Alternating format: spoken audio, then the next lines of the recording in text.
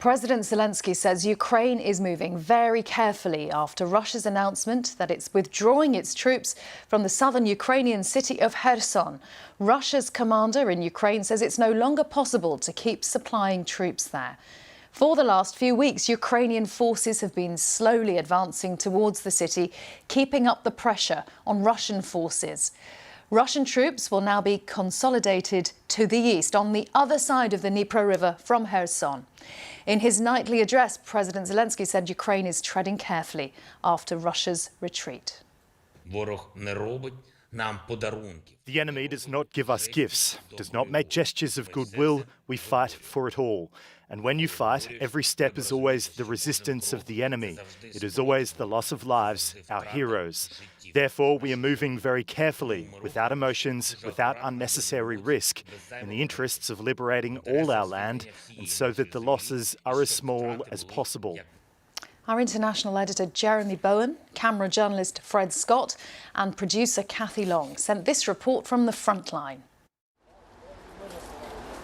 For days now, Ukrainian soldiers on the Kherson perimeter have been dismissing reports that the Russians were going to pull back. When we visited a mobile unit on the flatlands between Kherson and Mykolaiv, the closest Ukrainian-controlled city, the soldiers said they wouldn't believe the Russians were leaving until they could see them go. Leaving Kherson would be a devastating defeat for Russia. It was their biggest single prize since they invaded in February.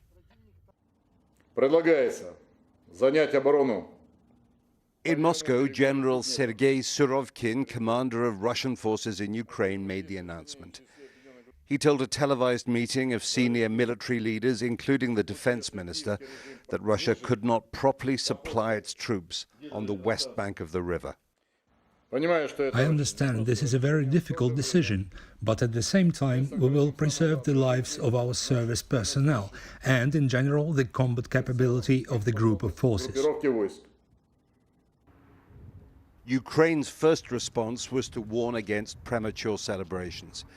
This week, we've been talking to Ukrainian soldiers and Kherson residents to try to gauge the mood there. You can't drive into Kherson from here because there's a front line in the way. And even if you could, the Russians don't allow independent journalists to operate there. So we have to try to piece together what's happening in a city that is, to all intents and purposes, cut off from the outside world. A few video snapshots of life now in Kherson have been posted. It's a city where Russian rubles circulate alongside Ukraine's currency, and the clocks now run on Moscow time. The Ukrainian soldiers we met at the front line facing Kherson this week were very confident, not losing sleep over Moscow's intentions. With or without the formal withdrawal announcement, these men and their commander believe that their flexible, fast operations and continued NATO support cannot be beaten.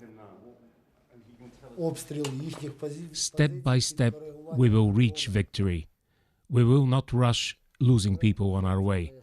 The Russian troops are scared. They didn't expect so much resistance from our side.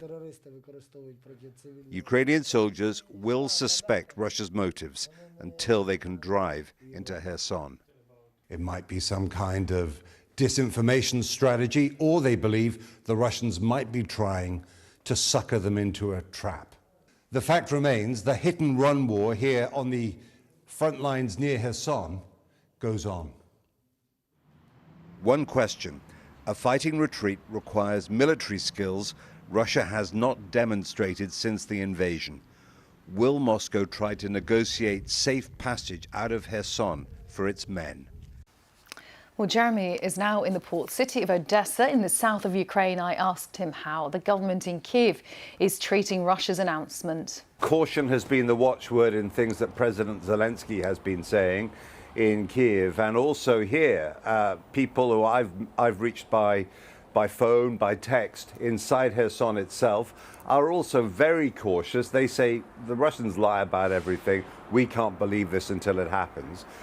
Plus, I've spoken a lot and spent a lot of time with frontline soldiers who engaged in the fight against the Russians, around Kherson, and they say the same things, because these rumors that it was going to happen were circulating for at least a week.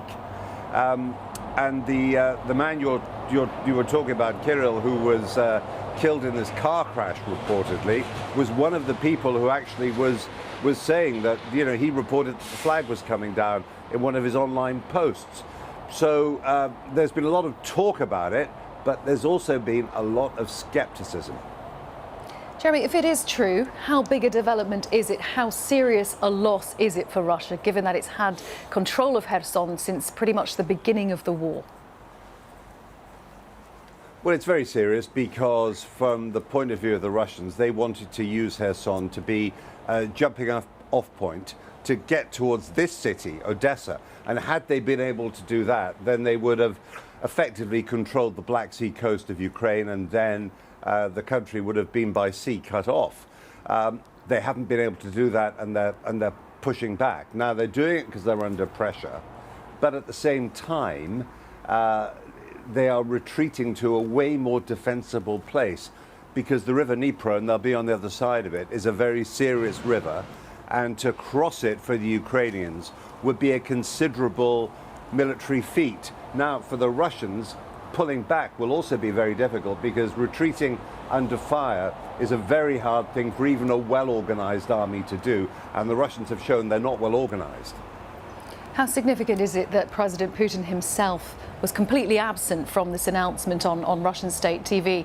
This was purely presented as a military matter.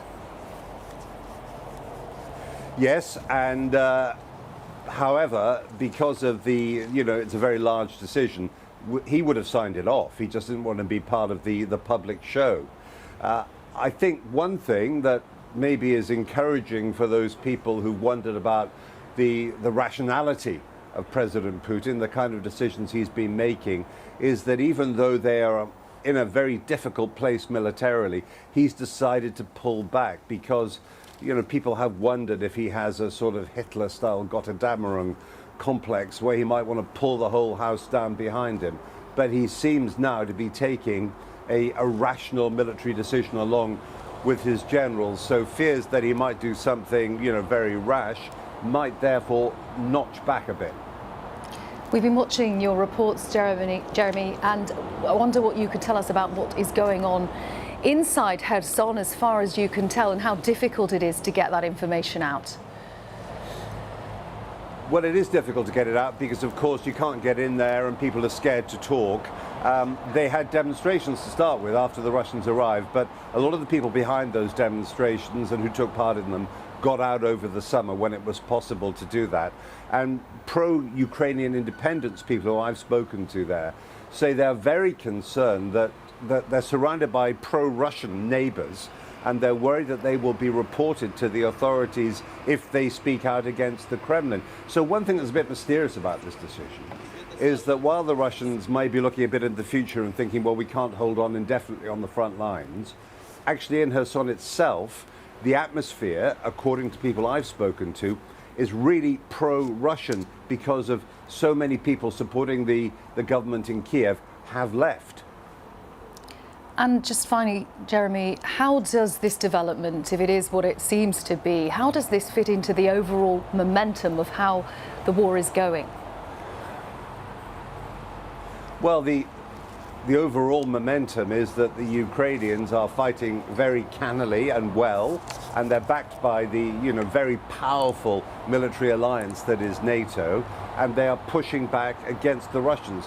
The Russians, however, are now going to be back in more defensible boundaries, and they still can control a large swathe of Ukraine, and that's something which they may not want to give up. In fact, I'm certain they will not want to give up without a big fight. So this war is far from over. Jeremy Bowen in southern Ukraine. That's the picture in Ukraine. But for more from Moscow, let's hear from the BBC's Russia editor, Steve Rosenberg. If Russia really has decided to pull out of Kherson, as the generals told the people earlier, then this is big. This is a big blow to the prestige of the Russian authorities. It is embarrassing for Vladimir Putin, because Kherson was the only Ukrainian provincial capital that the Russians managed to occupy since they invaded in February. And I remember barely 6 weeks ago that glittering ceremony in the Kremlin when Vladimir Putin looked so confident and he was signing so many documents and claiming to have annexed Kherson region and 3 other Ukrainian territories, and that these areas would be Russian forever. Well, forever didn't last very long, did it?